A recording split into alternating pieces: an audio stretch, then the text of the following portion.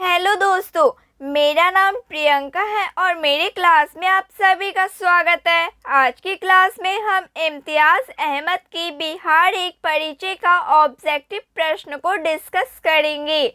आज का चैप्टर है बिहार में स्वतंत्रता संघर्ष के अंतर्गत संवैधानिक प्रगति तथा पहले कांग्रेस मंत्रिमंडल।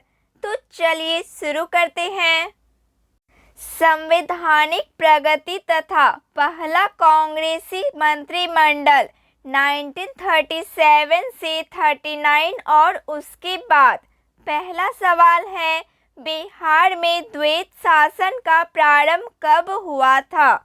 बिहार में द्वैत शासन का प्रारंभ कब हुआ था? 29 दिसंबर 1920 में। दूसरा सवाल है, बिहार में द्वैत शासन की शुरुआत किस अधिनियम द्वारा हुई? 1919 ईस्वी के गवर्नमेंट ऑफ इंडिया एक्ट अधिनियम द्वारा हुई। बिहार में द्वैत शासन प्रारंभ होने के समय बिहार के गवर्नर बने सत्येंद्र प्रसन्न सिन्हा। प्रथम भारतीय गवर्नर थे सत्येंद्र प्रसन्न सिन्हा। बिहार से अलग कर उड़ीसा को नया प्रांत बनाया गया। बिहार से अलग कर उड़ीसा को नया प्रांत बनाया गया 1936 में। 1935 में भारत शासन अधिनियम द्वारा उड़ीसा को बिहार से पृथक कर नया प्रांत बनाया गया। 1935 के अधिनियम के अनुसार बिहार विधानसभा के चुनाव हुए 22 से 27 जनवरी 1937 को। विधानसभा के चुनाव में कुल मतदाताएं 24,12,229 थी। 1937 के बिहार विधानसभा चुनाव में कांग्रेस को कुल कितनी सीटें प्राप्त हुई थी? 98 सीटें प्राप्त हुई थी। कांग्रेस ने 107 जगहों पर अपने प्रत्याशी खड़े किए थे। 1937 के बिहार विधानसभा चुनाव कुल कितने जगहों पर हुई? 152 जगहों पर हुई। राज्य में 129 निर्वाचन मंडल क्षेत्र बनाए गए थे। 1937 के बिहार विधानसभा चुनाव के फलस्वरूप सरकार गठन के समय बिहार के राज्यपाल थे M.G. Hallett. M.G. Hallett Bihar के राज्यपाल थे। 1937 के चुनावों के उपरांत बिहार में पहली सरकार बनने वाले हैं मोहम्मद यूनुस। राज्यपाल ने कांग्रेस के नेता श्री कृष्ण सिंह को सरकार बनाने का न्योता दिया था, लेकिन राज्यपाल यह आश्वासन देने को तैयार नहीं थे कि मंत्रियों के वैधानिक कार्यों में हस्तक्षेप नहीं करेंगे। अतः श्री कृष्ण सिंह ने सरकार बनने से इनकार कर दिया। बिहार के पहले भारतीय प्रधानमंत्री मुख्यमंत्री हैं मोहम्मद यूनुस। उस समय प्रांतीय सरकार के प्रावधान के लिए प्रधानमंत्री का ही पद नाम प्रयुक्त होता था। मोहम्मद यूनुस मुस्लिमों के इंडिपेंडेंट पार्टी चुनाव में दूसरी सबसे बड़ी पार्टी के सदस्य थे। पहला भारतीय मंत्रिमंडल बिहार में संगठित हुआ 1 अप्रैल 1937 को। बिहार राज्य में ही पहला भारतीय मंत्रिमंडल संगठित हुआ था। बिहार में पहला कांग्रेसी मंत्रिमंडल का गठन कब हुआ था? बिहार में पहला कांग्रेसी मंत्रिमंडल का गठन कब हुआ था? 20 जुलाई 1937 में। बिहार में पहला कांग्रेसी मंत्रिमंडल का गठन किनके नेतृत्व में हुआ? श्री कृष्ण सिंह। श्री कृष्ण सिंह के नेतृत्व में हुआ। श्री कृष्ण सिंह बिहार के पहले कांग्रेसी प्रधानमंत्री मुख्यमंत्री थे। बिहार के कांग्रेसी मंत्रिमंडल ने अपना त्यागपत्र राजबंदियों के मामले को लेकर कब दिया था? 15 फरवरी 1938 में। राजबंदियों की रिहाई के आदेश के उपरांत बिहार मंत्रिमंडल ने अपना त्यागपत्र वापस ले लिया। द्वितीय विश्व युद्ध में इंग्लैंड की सरकार द्वारा भारत को युद्ध में शामिल करने के विरोध में बिहार मंत्रिमंडल ने त्यागपत्र दिया 31 अक्टूबर 1939 को। इसके विरोध में सभी प्रांतों की कांग्रेस सरकार ने त्यागपत्र दे दिया था। बिहार कांग्रेस मंत्रिमंडल 1937 से 39 द्वारा कौन से कार्य किए गए? बिहार कांग्रेस मंत्रिमंडल 1937 से 39 द्वारा कौन से कार्य किए गए? हरिजनों की शिक्षा एवं उनकी आर्थिक स्थिति में सुधार संबंधित कार्य।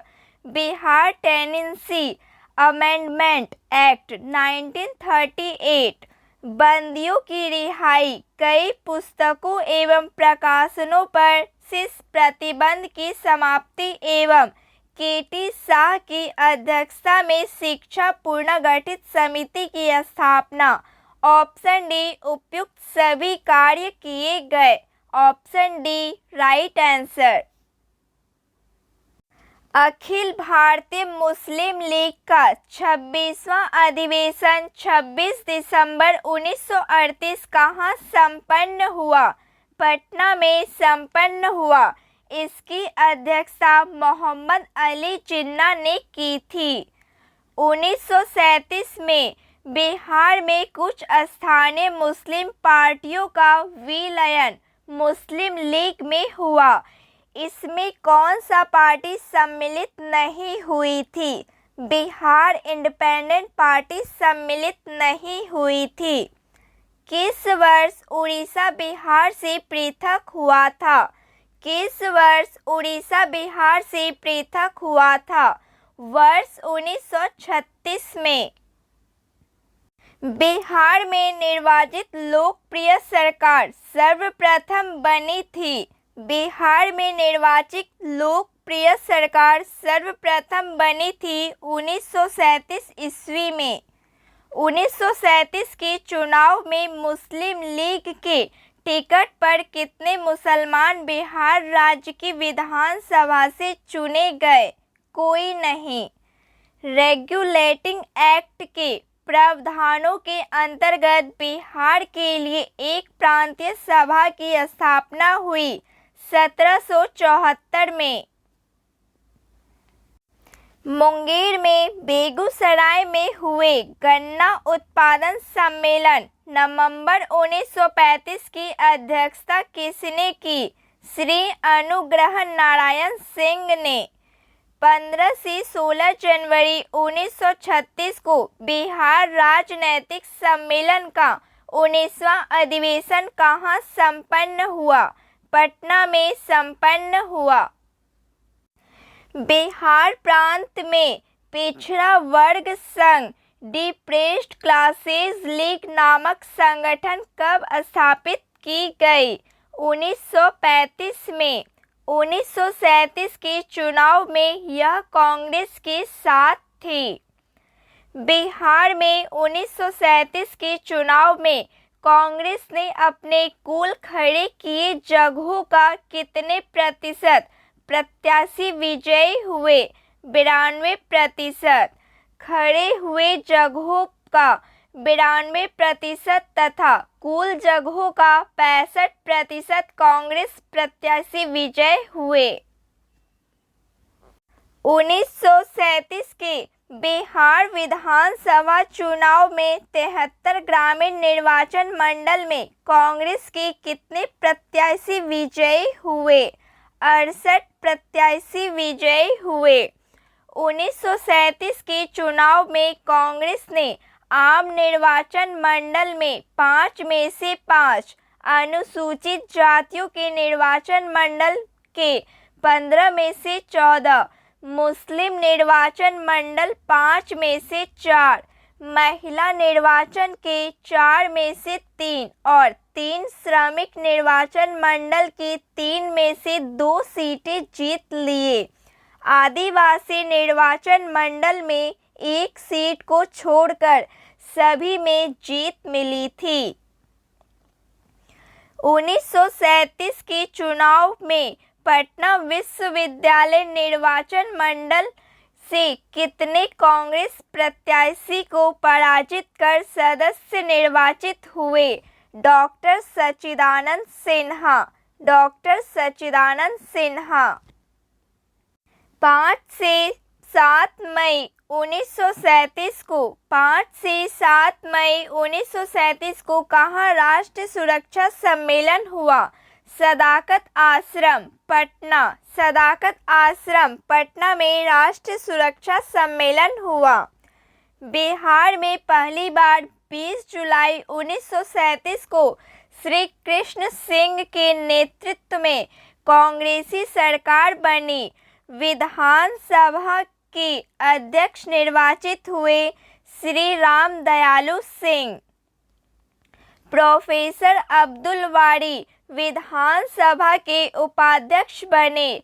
सुल्तान अहमद एडवोकेट जनरल नियुक्त हुए, लेकिन उन्होंने इस्तीफा दे दिया। इनके स्थान पर श्री सहाय एडवोकेट जनरल नियुक्त हुए। बिहार प्रांत में राजनैतिक बंदी दिवस कब मनाया गया? 30 जनवरी 1938 में। 30 जनवरी 1938 में बिहार प्रांत में राजनैतिक बंदी दिवस मनाया गया। भारतीय राष्ट्रीय कांग्रेस के हरिपुरा अधिवेशन 52वां में किसने बिहार प्रांत के मंत्रिमंडलों के त्याग पत्र का अनुमोदन किया, जो उस अधिवेशन के अध्यक्ष थे? श्री सुभाष चंद्र बोस ने। श्री कृष्ण सिंह सरकार द्वारा गठित शिक्षा पुनर्गठन समिति के अध्यक्ष थे के.टी. शाह। के.टी. शाह। साक्षरता अभियान प्रारंभ करने तथा महिला शिक्षकों के प्रशिक्षण हेतु कहाँ वार्धा प्रशिक्षण स्कूल की स्थापना की गई? पटना। बिहार के कांग्रेसी मंत्रिमंडल के उपरांत बिहार के गवर्नर ने त्याग पत्र स्वीकार करते हुए 3 नवंबर 1939 को गवर्नमेंट ऑफ इंडिया एक्ट की किस धारा के अंतर्गत संपूर्ण शासन व्यवस्था स्वयं ग्रहण कर लिया? धारा 93 के अंतर्गत। मुंगेर के अग्रगामी दल फॉरवर्ड ब्लॉक के किस कार्यकर्ता को बिना लाइसेंस के जुलूस निकालने के लिए कड़ी कैदी की सजा दी गई? अनिल मित्र को। 3 फरवरी 1940 को हुए मुंगेर जिला छात्र सम्मेलन की बेगूसराय में हुए अधिवेशन की अध्यक्षता किसने किया? राहुल संकृत्यान ने किया। बिहार के विभिन्न स्थानों पर कब पाकिस्तान दिवस मनाया गया? बिहार के विभिन्न स्थानों पर कब पाकिस्तान दिवस मनाया गया? 19 अप्रैल 1940। जुलाई 1940 को हुए बिहार प्रांतीय मुस्लिम राजनैतिक सम्मेलन भागलपुर जिलों के कहलगांव के सोनहोला गांव में किसकी अध्यक्षता में हुआ? सैयद अब्दुल्ला बेलवी के अध्यक्षता में हुआ। बिहार प्रांतीय अग्रगामी फॉरवर्ड ब्लॉक दल का अध्यक्ष थे शिलभद्र याची। 30 से 31 अक्टूबर 1941 को बिहारी प्रांतीय अग्रगामी दल फॉरवर्ड ब्लॉक सम्मेलन एच.वी. कामत की अध्यक्षता में कहाँ हुआ था? छपरा में हुआ था। 23 अगस्त 1941 को बिहार प्रांतीय छात्र सम्मेलन में किनकी भाषण सुनने को भारी भीड़ उमड़ी। 23 अगस्त 1941 को बिहार प्रांतीय छात्र सम्मेलन में किनकी भाषण सुनने को भारी भीड़ उमड़ी। सर्वपल्ली राधाकृष्णन। सर्वपल्ली राधाकृष्णन की भाषण सुनने को भारी भीड़ उमड़ी।